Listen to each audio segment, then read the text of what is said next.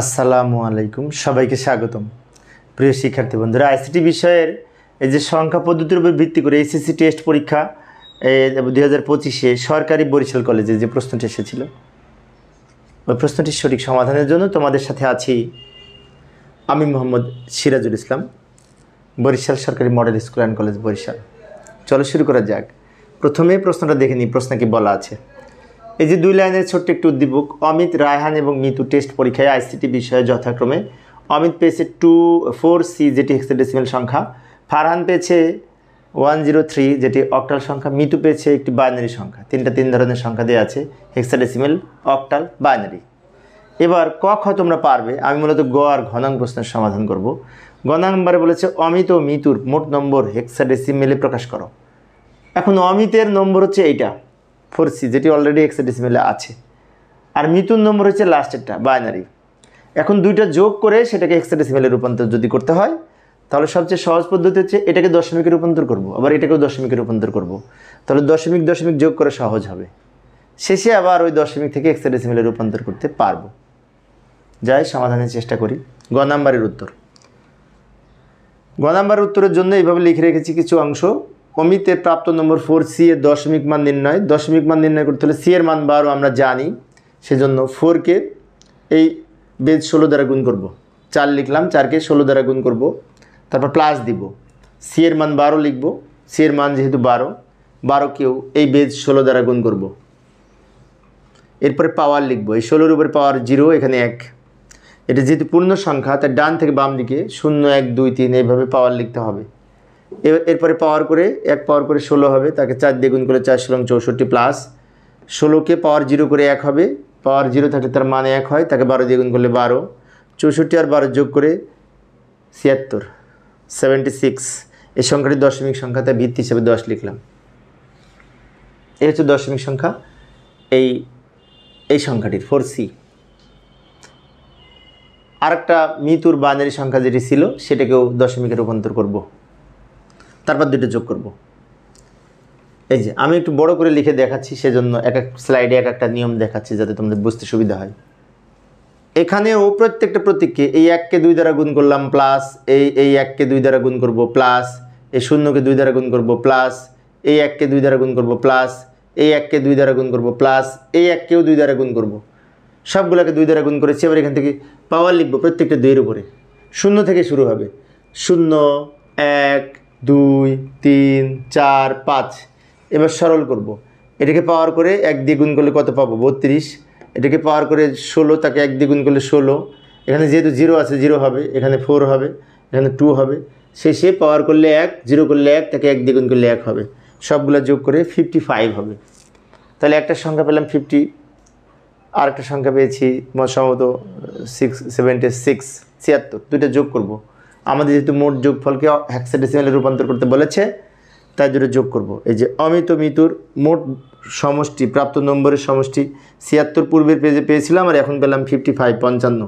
দুটো যোগ করে 131 131 যেটি দশমিক সংখ্যা, তাই ভিত্তি হিসেবে 10 লিখেছি। এবার এই 131কে হেক্সাডেসিমেলে রূপান্তর করতে পারবো এখন সহজ পদ্ধতিতে, তাই না? যাই পরের অংশটুকু করি। 131 লিখে নিলাম, এটাকে হেক্সাডেসিমেলের বেজ 16 দ্বারা ভাগ করব। তো 16 দ্বারা আমরা ভাগ করে নিতে পারি। এই যে 131কে 16 দ্বারা ভাগ করলে ভাগফল 8 ভাগশেষ 3। ভাগফল 8 প্রথমে লিখব, ভাগশেষ 3 শেষে লিখব। এই 8কে 16 দ্বারা ভাগ করা যায় না, কারণ 8 ছোট সংখ্যা, তখন এখানে 0 লিখব, আর এই 1 শেষে লিখব, এই 8 শেষে লিখব 8। এবার নিচ থেকে উপরের দিকে সাজিয়ে লিখলে উত্তর হবে 83। এই যে 83 ব্র্যাকেট দিয়ে ভিত্তি হিসেবে 16 লিখব, কারণ এটি হেক্সাডেসিমাল সংখ্যা। এইভাবে আমরা গ নাম্বারের উত্তর দিতে পারি। প্রথমে দুইটাকে দশমিকে রূপান্তর করলাম, দশমিক যোগ করলাম, যোগফলকে আবার এই হেক্সায় রূপান্তর করলাম। আবার আমরা উদ্দীপকে ফিরে যাব। ঘ নঙে কী বলেছিল দেখব, লক্ষ্য করি।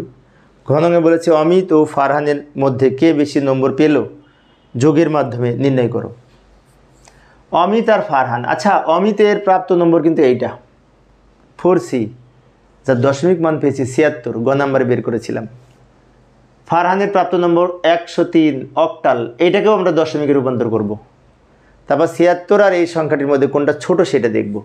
দুইটাকে আবার বাইনারিতে রূপান্তর করতে হবে, কারণ দুইয়ের পরিপূরক পদ্ধতিতে যোগের মাধ্যমে বিয়োগ করার ক্ষেত্রে আমরা জানি উভয় সংখ্যাকে বাইনারিতে রূপান্তর করতে হবে। করার পর ছোট বাইনারি সংখ্যাটি যেটা ছোট সংখ্যা হবে দুইটার মধ্যে, সেটার বাইনারিকে আবার দুইয়ের পরিপূরক মান নির্ণয় করব। এগুলো তো আমরা জানি, তাই না? যাই সমাধানের চেষ্টা করি।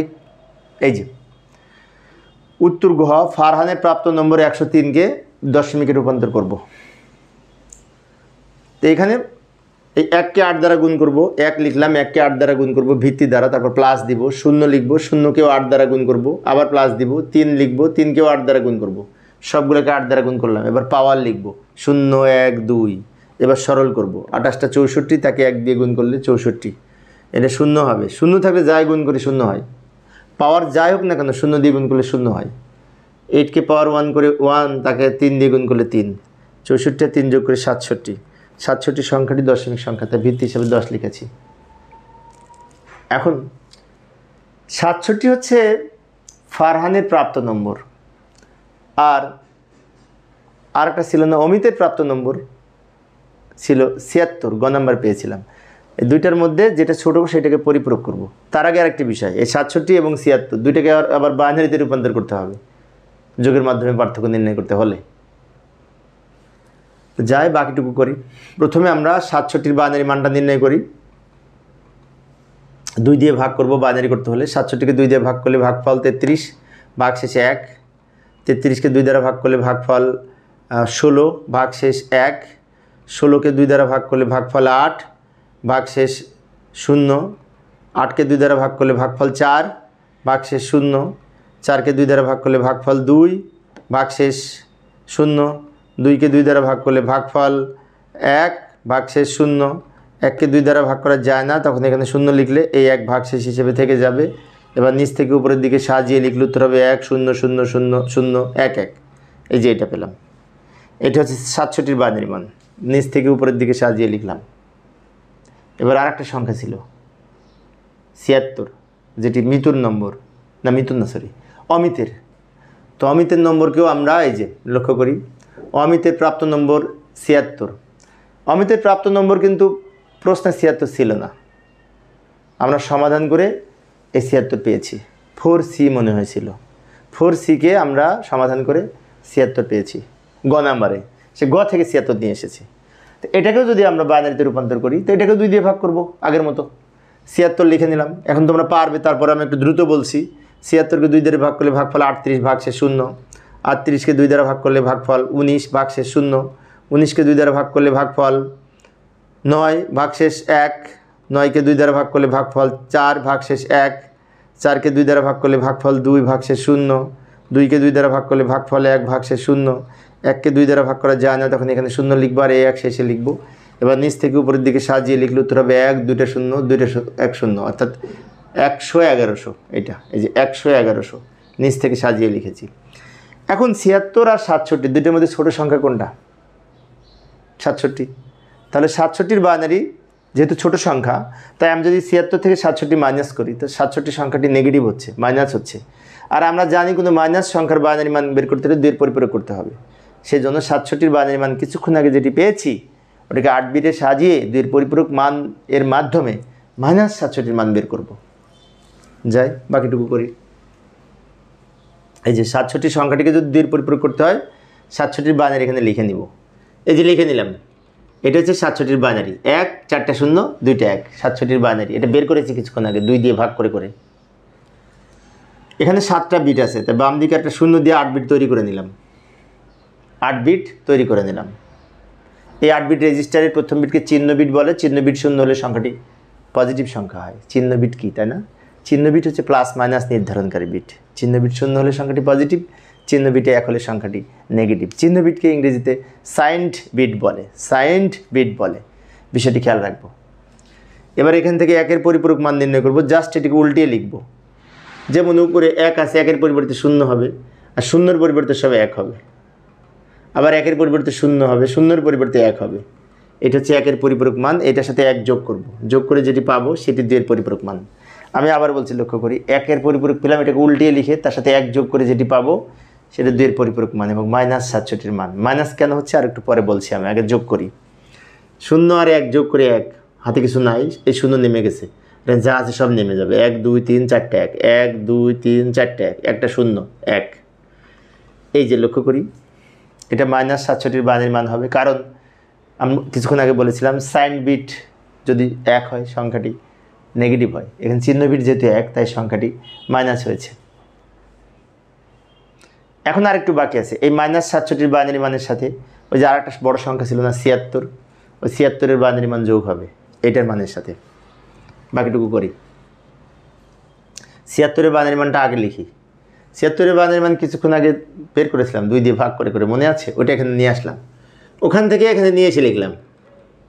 এই যে এটা 76-এর বাইনারি মান 2 4 6 7 বিট, বাম দিকে একটা শূন্য দিয়ে 8 বিট তৈরি করে নিলাম। এর নিচে লিখবো -67-এর বাইনারি মান। তো -67-এর বাইনারি মান তো কিছুক্ষণ আগে পেয়েছি, ওইটা লিখবো।